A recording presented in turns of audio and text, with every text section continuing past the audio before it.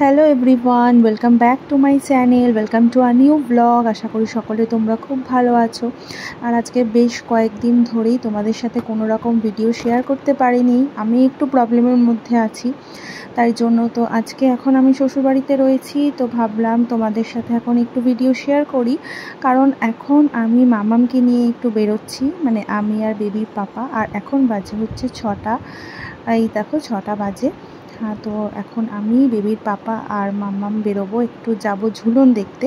তো ভাবলাম এই সন্ধ্যে থেকেই তোমাদের সাথে একটা ছোট করে ভিডিও শেয়ার করি, আশা করি তোমাদের ভালো লাগবে। তো চলো আগে মাম্মামকে তোমাদেরকে দেখাই।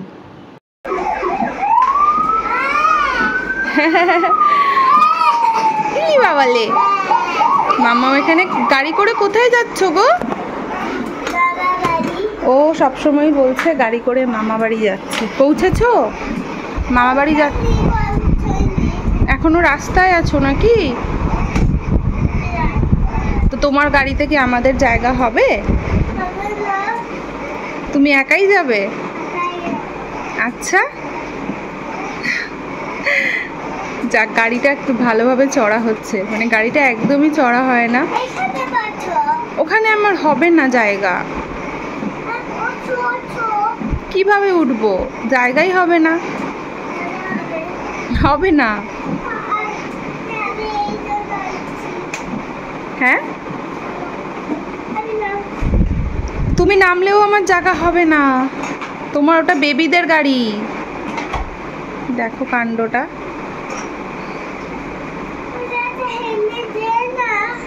হেলমেট? এই গাড়িতে হেলমেট পড়ে না, হেলমেট স্কুটি আর বাইকে পড়ে, এই গাড়িতে হেলমেট পড়ে না। ওখানে বসবো? ওখানে আমার জায়গা হবে না। পাপা বসবে? হ্যাঁ গো, তুমি মেয়ের গাড়িতে বসবে? বসো তো, বলছে বসতে, বলছে অনেকক্ষণ ধরে। ভেঙে যাবে।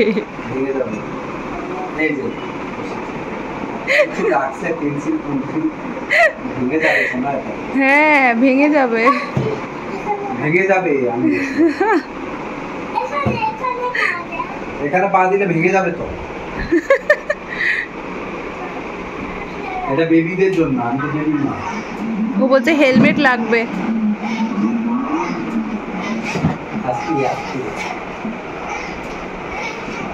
এটা বেবিদের জন্য, আমার জন্য না। চল, তুমি যাবে না ঝুলন দেখতে? শোনো, দাঁড়াও, মা সন্ধ্যা দিক, তারপর বেরোবো। যাবে তো? চলো।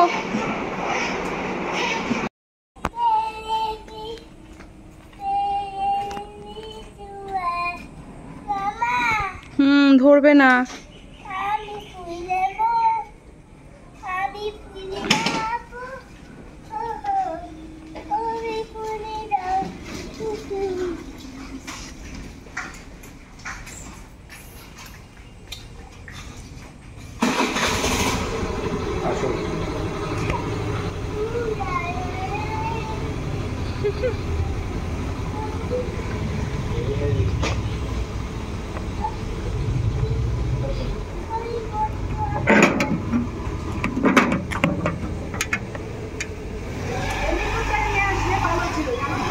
রেনকোট আজকে দুপুর থেকে ঠিক করে রেখেছিলাম মামামকে নিয়ে একটু বেরোবো, মানে অনেকদিন আমরা তিনজন ওকে নিয়ে একটু বেরোইনি।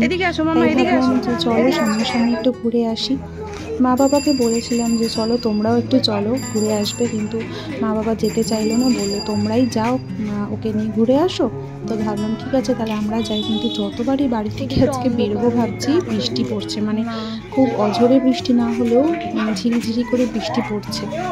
তো বৃষ্টিটা একটু কমার সাথে সাথেই বেরিয়ে পড়েছি তিনজনে, কারণ হচ্ছে আজকে আমরা গেছি ঝুলন দেখতে। এবার মাম্মামকে তো আগে থেকে বলে রেখেছিলাম, আর ও বেচারি অনেক আশা করে আছে যে ঝুলন দেখতে যাবে, একটু ঝুলন মানে ও তো অতটা বোঝে না, যাই হোক একটু বেরোতে পারবে বাড়ি থেকে।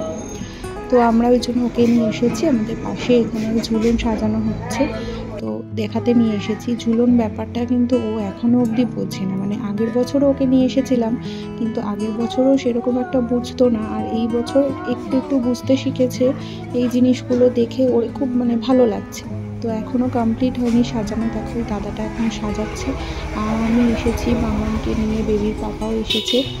আর ওকে দেখাচ্ছি যে দেখো এই জিনিসটাকে বলা হয় ঝুলন। তো ও তো ভীষণই আনন্দ পেয়েছে দেখে। মামামকে ঝুলন দেখাতে নিয়ে এসে না আমার সেই ছোটোবেলার স্মৃতির কথা মনে পড়ে যাচ্ছে। আমাদের বাড়িতে প্রত্যেক বছরই ঝুলন সাজানো হতো, আর আমাকে ঝুলন সাজাতে আমার মামা মানে আমার ঠাকুমা হেল্প করতো।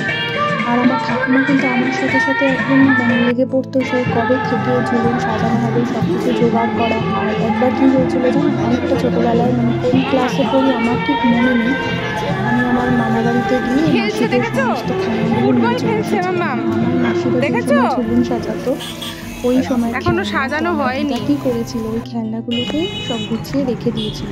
আমি যখন একটু বুঝতে শিখেছি সেই খেলনাগুলো আমাকে দেয়, আমি এগুলো বাড়িতে নিয়ে এসে প্রত্যেক বছর ঝুলন সাজাতাম, আবার গুছিয়ে রেখে দিতাম।